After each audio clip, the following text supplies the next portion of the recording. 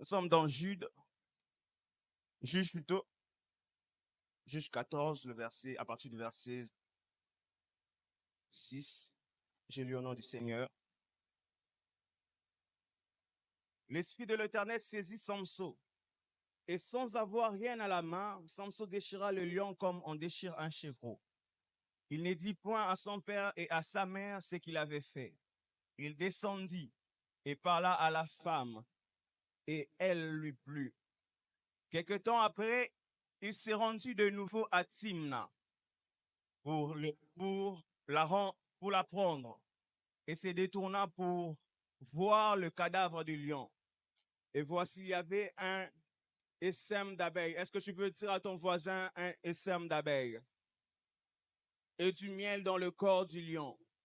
Il prit entre ses mains le miel dont il mangea pendant la route, et lorsqu'il fut arrivé près de son père et de sa mère, il leur en donna et l'en mangèrent, mais il ne leur dit pas ce qu'il avait pris ce miel dans le corps du lion. Parole du Seigneur. Est-ce que nous pouvons acclamer oralement du Seigneur? Nous allons nous rasseoir. Avant de passer à la parole, bon, je ne suis pas venu vraiment pour prêcher, je suis venu émettre une vérité dans nos esprits et puis nous allons encore adorer le Seigneur. Mais avant de le faire, j'aimerais honorer les hommes de Dieu qui nous ont honoré de leur présence. Je vois l'homme de Dieu Victor, je vois l'homme de Dieu Bienfait, je vois l'homme de Dieu Chris, que Dieu vous bénisse, et les hommes de Dieu que je n'ai pas pu citer, l'homme de Dieu Enoch, que Dieu vous bénisse énormément et que Dieu bénisse aussi les hommes de Dieu qui travaillent avec nous dans la jeunesse et dans l'église. Vous êtes précieux pour nous. Et j'aimerais rendre grâce à Dieu aussi pour vous qui êtes là dans cette activité que nous avons organisée. Que Dieu vous bénisse. Au fait, j'étais en train de dire que je ne suis pas venu annoncer une prédication. Je suis venu émettre une vérité qui fera en sorte que nous puissions adorer le Seigneur convenablement. Vous savez, depuis la nuit de temps, depuis la première dispensation, celle de l'innocence jusqu'à la dispensation de la grâce, on n'a jamais connu une dispensation telle que celle-ci. Parce que les vérités anciennes qui étaient cachées, de révélations qui étaient obscurcies, que personne ne pouvait sonder. La Bible dit même que les prophètes ont fait l'objet de ces choses, leur investigation. Donc, ces choses ont été cachées à d'autres dispensations, mais Dieu a fait en sorte que dans la dispensation de la grâce, que la voile qui était devant le somme, afin de ne pas comprendre les révélations de Dieu, bien les vérités que Dieu a enfouies dans la Bible, a été révélée en ce temps. Parce que la voile qui séparait l'homme avec Dieu a été déchirée. Et nous sommes dans une dispensation, si tu es ici, tu peux comprendre les choses du royaume et jouir de bénéfices célestes que les autres hommes ne savent pas jouir. Si tu es ici, tu peux lire dans tes écritures et vivre une vie excellente que le tiers des hommes ne peuvent pas vivre parce qu'ils ne savent pas que Dieu a enfoui des secrets dans la Bible.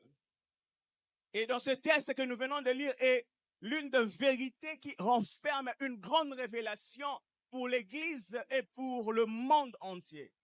Cette révélation que nous venons de lire sur l'énigme de Samson regorge en soi une vérité qui fera en sorte que tu ne vives plus de la manière que tu vives, que tu ne subisses plus les décisions des sorciers et des occultistes de ce Congo. Pourquoi? Parce que cette révélation donnera une lumière à ta vie et te permettra d'accéder à une dimension où tu vas dominer. Au fait, il s'agit de quoi? Il s'agit de Samson qui part à la rencontre d'une femme et arrivé à la ville de Timna, il rencontre un jeune lion comme toi et moi. Et ce jeune lion, la Bible dit que ce jeune lion était rugissant, il rugissait. La Bible dit que Samson déchira le jeune lion comme un homme déchire le chevreau, sans l'aide de quelque chose. Donc, ce jour-là, Samson a fait une prouesse. Samson a arrivé à faire quelque chose que la nature ne peut pas faire. Il a tué un lion. Il a déchiré un jeune lion dans toute sa force. Il est parti rencontrer sa femme, la femme qui deviendra sa femme. Après la rencontre, dans son retour, il s'est dit, je veux me détourner pour voir le cadavre du lion. quand il arrive dans le cadavre du lion, il constate quelque chose, que dans le lion, il y avait du miel. Et plusieurs, on nous a prêché cela. Dans nos églises, dans nos assemblées, dans nos réunions, on nous a parlé du miel qui sort de ce qui est fort. Ce qui est doux, qui sort de ce qui est fort. C'est une révélation que nous connaissons. Mais j'aimerais dire à une personne, tu peux connaître une facette de Dieu, mais Dieu n'a pas que cette facette. Dieu a multiples facettes. J'aime un homme de Dieu qui a dit, notre Dieu est singulièrement multiple, parce qu'il peut se révéler aujourd'hui d'une manière et hier te donner une autre révélation. Au fait, on nous a tellement prêché le miel, mais on a oublié l'ensemble d'abeilles. Dans le lion, il n'y avait pas que le miel. Dans le lion, il n'y avait pas que ce qu'on peut consommer. Mais dans le lion, il y avait l'industrie qui a formé, au fait, le miel. Et l'industrie qui a formé le miel s'appelle le sème d'abeilles. Peut-être plusieurs ne reconnaissent jusqu'à présent, on parle l'ensemble d'abeilles, c'est quoi? Le sème d'abeilles, on le voit dans nos quartiers. Il y a un groupe d'abeilles qui tourne dans un endroit. Et c'est ce qu'on appelle l'ensemble d'abeilles. Et ce sont des abeilles qui quittent leur habitat naturel parce que leur reine est morte. Ils cherchent l'autre habitat. Normalement, l'habitat naturel des abeilles, c'est les auteurs. Ils placent leur nid dans les auteurs. Mais chose étonnante, pour ces abeilles, ils n'ont pas choisi un lieu des auteurs, mais ils ont choisi un lieu mort. Ils ont choisi un lieu mort afin de faire leur habitat.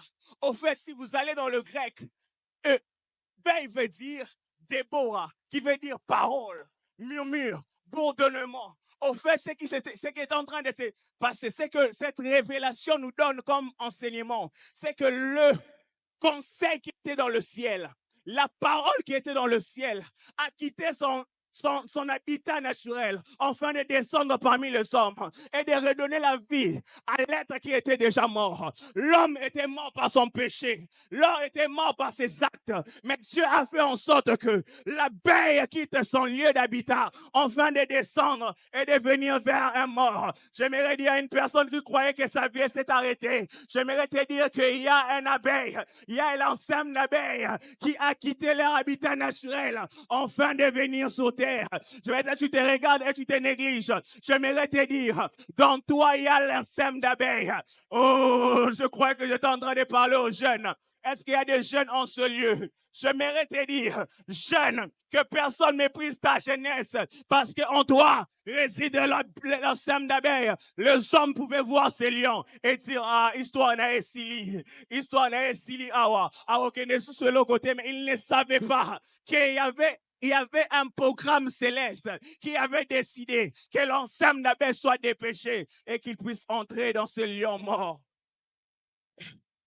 Mais ce que j'aime, c'est là, préfigure notre Christ. Je suis en train de partir vite vu que le temps n'est pas. C'est là préfigure le Christ qui est venu pour nous redonner la vie, pour perpétuer notre histoire. Mais c'est là, vient nous expliquer aussi ce changement de dispensation. Nous ne sommes plus dans la dispensation où nous devons attendre du ciel. Je vais choquer plusieurs. Nous sommes dans la dispensation où la terre décide et le ciel atteste. La clé du royaume, le clé du royaume de cieux n'ont pas été donnés aux anges, n'ont pas été donnés aux êtres célestes, mais ont été donnés aux personnes qui constituent l'église du Christ. Et nous, dès que nous sommes là, nous sommes le nouveau conseil divin. Nous sommes le nouveau conseil divin. Jésus, l'être parfait, il apparaît à Paul. Paul, par la lumière de la gloire de Dieu, devient aveugle. Il devient aveugle. Mais au lieu que Jésus le guérisse, il envoie chez un homme qui est dans le conseil de Dieu. Et des fois, tu regardes le ciel, mais Dieu regarde la terre. Au fait, il y a des hommes qui ont préfiguré cette dispensation avant le temps. Il y a une personne qu'on appelle Élie. Et nous avons appris dans nos études que pour que la pluie tombe, il faut qu'il y ait la vapeur, que la vapeur monte, qu'il y ait de nuages et que le nuage libère la pluie. Mais Élie n'a pas respecté ces processus. Parce qu'Élie savait qu'il y a un temps. Dieu l'a fait goûter un temps qui devait arriver, qui devait venir avant son temps. C'est lui de décider sur la terre et que le ciel atteste. J'aimerais te dire, je viens annoncer à une personne que la saison où le conseil de la sorcellerie de ta famille est en train de prendre fin. Pourquoi? Parce que toi, moi et nous tous, nous constituons le conseil des personnes qui vont décider sur cette nation.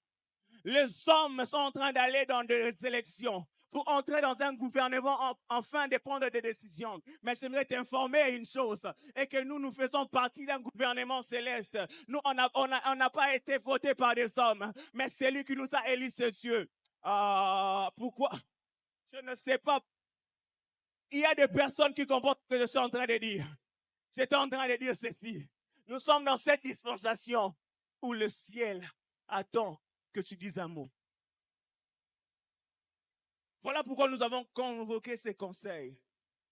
Mais nous ne pouvons pas convoquer un conseil sans le maître du conseil. Et il y a l'élément qui attire Dieu. Qui attire Dieu dans un lieu.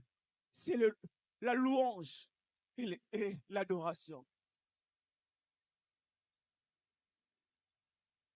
J'aime un homme qui a dit, nous allons louer jusqu'à ce que l'adoration vienne. Moi, j'ai une autre définition de l'adoration. Les gens disent que l'adoration, c'est dire ce que Dieu est. Non. Pour moi, l'adoration, c'est quand Dieu vient dans une réunion et que vous entrez dans l'intimité avec lui. Parce que tu peux dire ce que Dieu est, mais tu n'es juste en train de le louer. Mais quand tu entres en intimité avec Dieu, même quand tu ne dis un mot, tu es en train d'adorer le Seigneur. Parce que l'intimité est en train de se produire. Voilà pourquoi je suis en train de dire à une personne qui est en train de prier, qui est en train d'adorer en ce lieu. Le Dieu céleste, le Dieu grand, le Dieu multiple est en train de venir en ce lieu, en train de fusionner avec toi. Ma Bible dit, un homme quittera son père et sa mère, il s'attachera à sa femme et deviendra une seule chair. Mais nous avons quitté nos demeures respectives, nous avons quitté nos travails, nous avons quitté nos occupations, afin de venir et de nous attacher à Dieu. Et nous nous avec Dieu, afin que nous fussions un. J'aimerais dire à une personne, désormais, tu portes le poids de Dieu dans ta famille. Tu portes le poids de Dieu. Que cela tombe sur la personne qui me donne un grand amen. Oh, désormais, en marchant, le pas de tes tes pas pesera le poids de Dieu. Comme ces sacrificateurs qui portaient l'arche de l'alliance, quand ils piétinaient le Jourdain s'est séparé. Là où tu vas poser tes pieds, ce sera Dieu qui va poser ses pieds. Pourquoi? Parce que toi et Dieu, vous êtes un. Est-ce que je suis en train de parler à une personne qui va adorer le Seigneur après ces moments? J'aimerais dire à une personne, après avoir adoré, tu feras un avec Dieu. Tes paroles vont peser les paroles de Dieu. Tes actes vont peser les actes de Dieu. Oh, je ne sais moi quoi. Partout où tu iras, les hommes constatera que tu as l'ADN de Dieu. Écoutez ceci. Je suis venu dans ce monde dans une période où il y avait des zélotes, il y avait des pharisiens, il y avait des sadducéens. Les zélotes, c'est ce qu'on appelle bandits. Ils réclamaient la démocratie par le combat, par des tueries. Les pharisiens, ils étaient dans la doctrine. Ils étaient en train de réclamer l'indépendance, de l'indépendance par la doctrine, par des choses liées à la religion. Et les sadducéens, c'était des hommes corrompus déjà dans le gouvernement. Mais ce que j'aime, Jésus est venu dans cette période-là. Il les a infiltrés et il a imposé son règne. Parmi les disciples de Jésus, il y avait un zélote. Le nom m'échappe, mais il y avait un zélote. Des zélotes, c'était des gens qui tuaient. Quand Jésus dit que ceux qui sont venus avant moi étaient que des mercenaires sont venus pour tuer, égorger, il ne parlait pas d'abord du diable. Il parlait des zélotes qui voulaient tuer et arracher des choses. Lui est venu avec le principe du royaume, mais en leur infiltrant. En fait, le temps est venu où l'Église va travailler comme le sel de la terre et comme la lumière du monde. Est-ce qu'une personne entend ma voix? Écoute ceci. Abraham, Dieu dit à Abraham, ta descendance sera semblable au sable de la mer, au sable de la mer et aux étoiles dans le ciel. Au fait, les étoiles, quand Joseph fait ses rêves, son rêve, il voit que les enfants d'Israël, il voit que ses frères étaient des étoiles, mais il ne sait pas se voir. La question est posée, qui était Joseph? Joseph était le sel, parce que le sable de la mer a un goût salé. Et quand Jésus vient, Jésus il dit à ses disciples, vous êtes la lumière du monde et le sel de la terre. Au fait, c'est vous la descendance d'Abraham. Est-ce que je suis en train de parler de descendance d'Abraham? Si Abraham n'est pas mort pauvre, tu ne mouriras pas pauvre. Si Abraham a voyagé de terre après terre, tu voyageras. Alors de là où tu es, j'aimerais que tu te tiennes. Et nous allons adorer le Seigneur. Nous allons adorer le Seigneur. Et les bahas, c'est près de les bahas. Est-ce que l'ensemble des fils de Dieu peuvent s'élever? Est-ce que l'ensemble des fils de Dieu peuvent s'élever? De personnes qui peuvent adorer le Seigneur, entrer en intimité. C'est à vous que la porte a été ouverte.